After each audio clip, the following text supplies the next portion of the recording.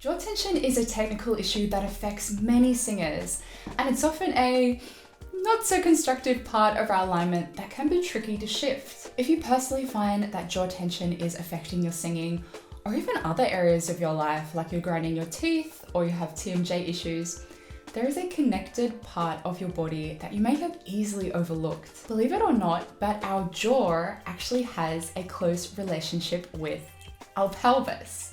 Now the pelvis not only... Hey, hippie.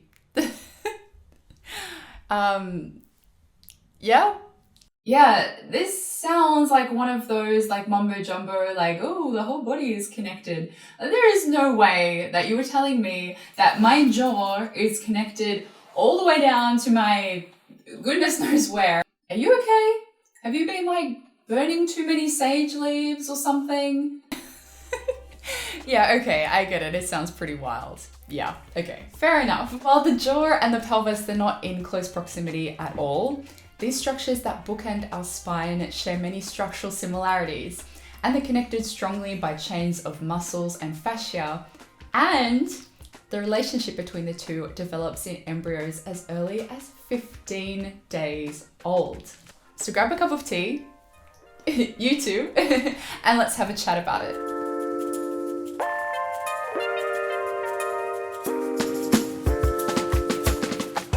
Hello lovely ones, this is Livia. I'm a professional operatic soprano, voice teacher, and the founder of Singing for Self-Care. If you like health and heart-based singing, I highly suggest you subscribe because I'm here for you on Mondays with tips on your most powerful method of self-care, your voice. Because remember, you and your voice are practically magic. So, the pelvis and the jaw, what is the deal? I can say this is an issue that has cropped up for me personally. I noticed the musculature of my face started developing some asymmetry. And I also noticed that when I was singing, my mouth would veer off to one side. And independently of that, also I thought I was experiencing some pain in my SI joint. And so the SI joint is one of the main joints in the pelvis. And I was experiencing that on my right-hand side.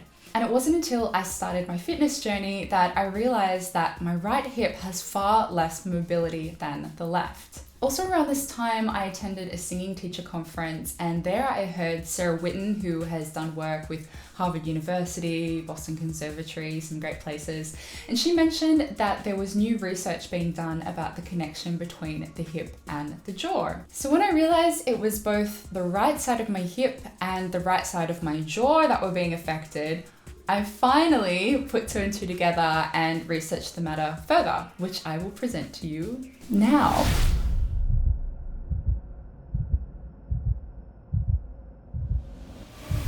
So back when you were a 15-day-old cluster of cells, you started to undergo a process called gastrulation.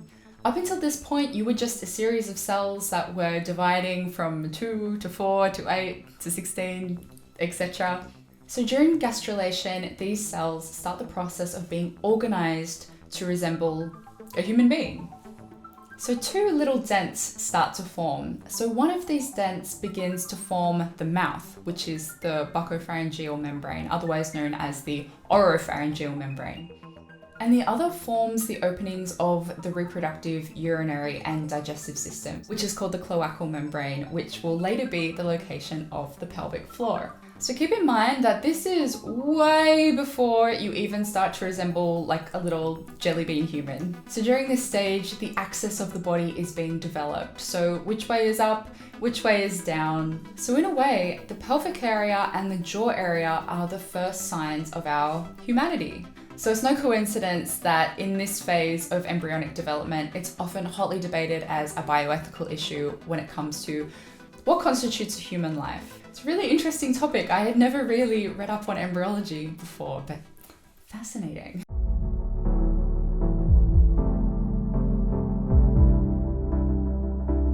I want you to take a look at these two images. So one is the muscles under the jaw, and the other is of the pelvic floor. We can easily see the structural similarities between the pelvis and the jaw. The structure is somewhat like a muscular nest or bowl. Now they are shaped similarly because they have a similar function. Now if I say diaphragm, What comes to mind? Now, if you're watching this channel, you're likely a singer, and that means that you're probably thinking of the respiratory diaphragm, which is another muscular bowl. But actually, these other areas are considered diaphragms too, and their job is to divide the body into various cavities where we can balance the internal pressure of each. So to explain further, let me dazzle you with my artistic skills.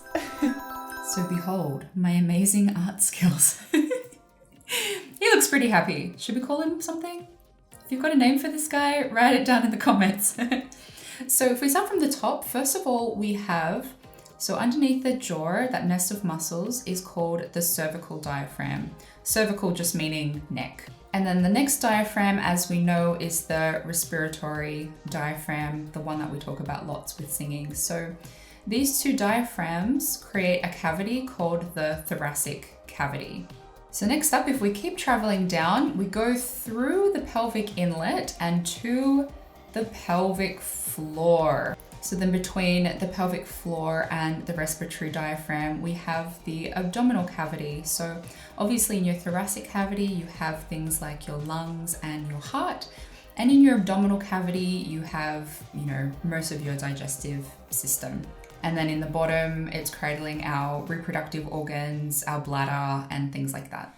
I've spoken on this channel before in depth about the mechanics of what breathing actually is in my lung trainer video, and also what the hell is breath support or a poggio, and I did that in episode 3 of Yoga for Singers, which was called Explore the Core. So if you want further info on those things, you can check out the videos here. I'll link them in the eye. But as a quick summary, as the respiratory diaphragm descends, it changes the pressure in our thoracic cavity, and this is what actually draws the air into our lungs for inhalation. And as we exhale and engage our breath support when singing, we use muscles in our core and pelvic floor to impact the ascent of the respiratory diaphragm. So essentially, what we're doing is we're using muscles to regulate the amount of pressure within the different cavities. Breathing, and therefore singing, is a dance between the pressure in each of these cavities. So in a sense, what we are doing with the pelvic floor will affect the cervical diaphragm, which is all those muscles under our jaw.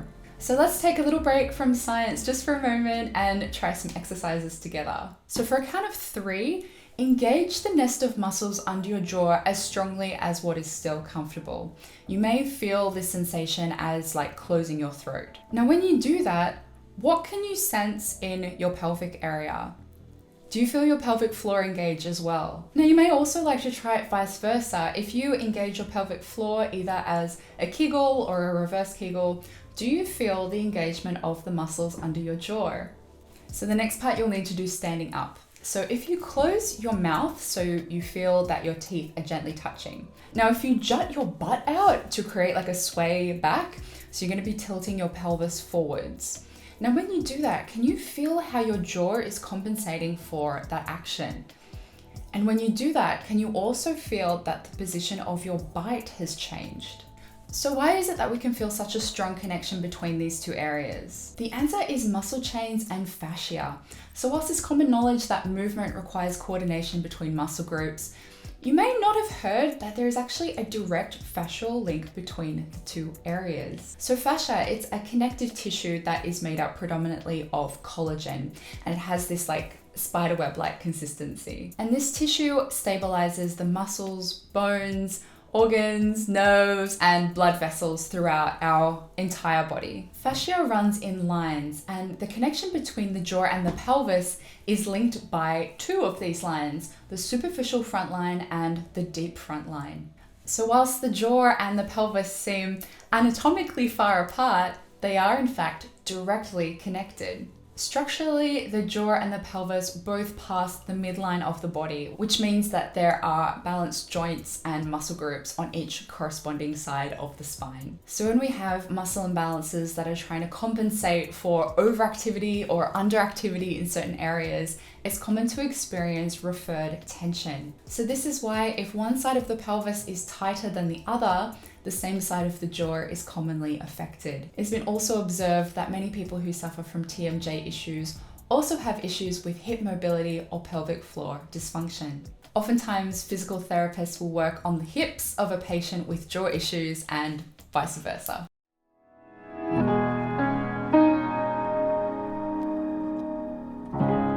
Given we've now explored some of the ways that the jaw and the pelvis are connected and that tension is often referred through the two areas, it likely comes as a surprise now that we commonly experience physical symptoms of stress responses here also. Jaw tension is one of the most widespread symptoms of stress. Stress directly causes muscles to contract, and when a muscle is contracted for a long period of time without release, it results in tension. During periods of anxiety or intense focus, you may be holding your jaw tightly without even noticing, and this may contribute also to teeth grinding or TMJ issues. Subconsciously, you may clench your jaw if you feel you have the need to hold something back that you'd like to say, or perhaps you might be suppressing anger or fear. Whilst it makes sense for our jaw tension to be physically referred to our pelvis, we also have the tendency to experience bodily manifestations of emotional stress in our hips as well. Anxiety commonly can result in clenching of the pelvic floor or buttocks, and this is linked to our feelings of safety and survival.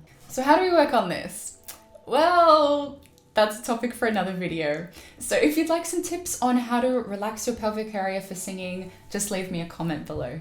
Thanks as always for hanging out with me, and I will see you next Monday. Bye.